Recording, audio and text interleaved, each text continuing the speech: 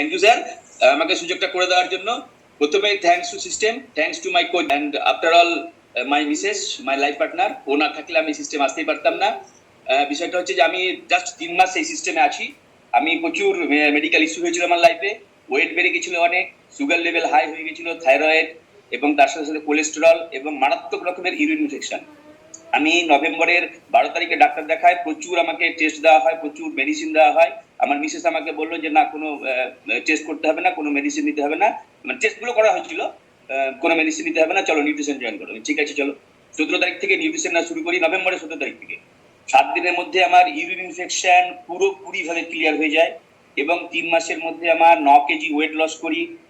Sugar level এখন একেবারে normal. আমার সুগার লেভেল ফাস্টিং ছিল 224, এখন 110। আমার পিপি ছিল 315, এখন 128। Wow, great, super. তার মধ্যে 9 kg weight, fit and fine আছে।